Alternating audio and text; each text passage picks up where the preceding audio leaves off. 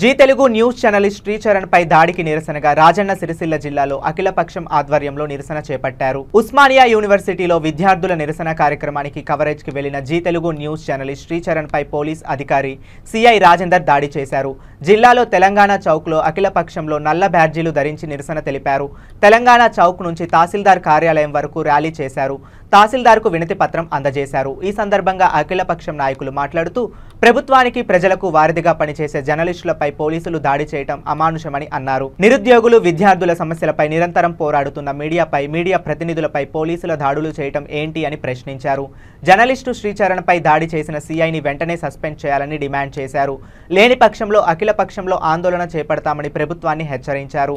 BRS నాయకులు, అధ్యక్షుడు, CPI జిల్లా కార్యవర్గ సభ్యుడు, విద్యార్థి సంఘం నాయకులు, జర్నలిస్టులు తదితరులు ఉన్నారు.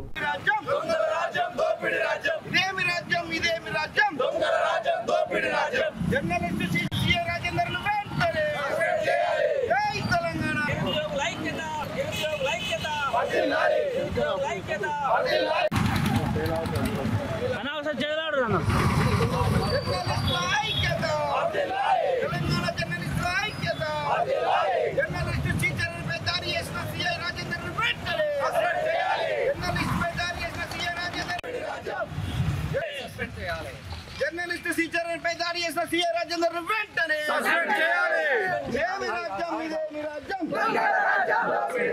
పోలీసుల దౌర్జన్యం, జర్నలిస్టులపై పోలీసుల దౌర్జన్యం,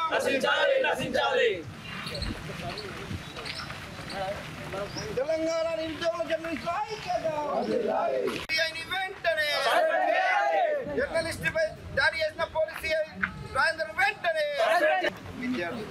ప్రభుత్వానికి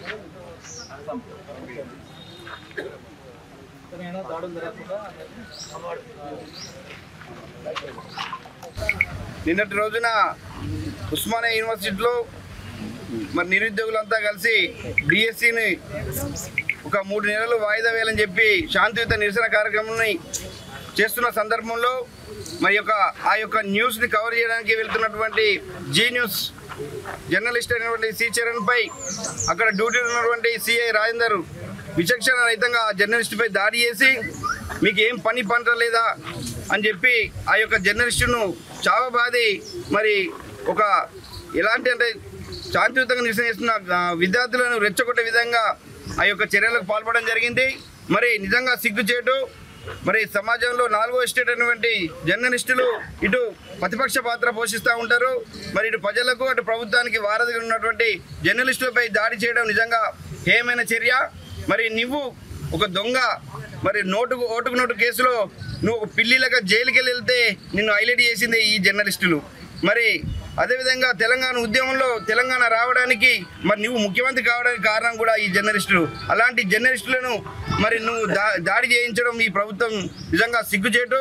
మరి ఖచ్చితంగా తెలంగాణ రాష్ట్రంలో మరి శాంతియుత నిరసనలు ఉన్నాయి, ఈ జైళ్ళు ఉన్నాయి, కేసులు ఉన్నాయని చెప్పి పంగనాలు కొట్టినటువంటి రేవంత్ రెడ్డి ప్రభుత్వం మరి ఇదే పోలీసులతోని ఇటు విద్యార్థులపై అటు జర్నలిస్టులపై మరి విచక్షణ రహితంగా దాడులు చేస్తున్నాడు. మరి అప్పుడు ప్రభుత్వం రావడానికి ఎన్నో మాటలు చెప్పేది ఒకటి చేసేది ఒక రీతిగా ఈ యొక్క ప్రభుత్వం వ్యవహరిస్తూ ఉంది. మరి ఇలాంటి దాడులు ఇక మీద జరిగితే మాత్రం మరి ఖచ్చితంగా మీపై నిరసన కార్యక్రమాలు ఉండి మీ ప్రభుత్వం దిగేదాకా కూడా ఈ జర్నలిస్టుల పక్షాన ఉండి కొట్లాడుతుందని ఈ సందర్భంగా తెలియజేస్తా ఉన్నాం.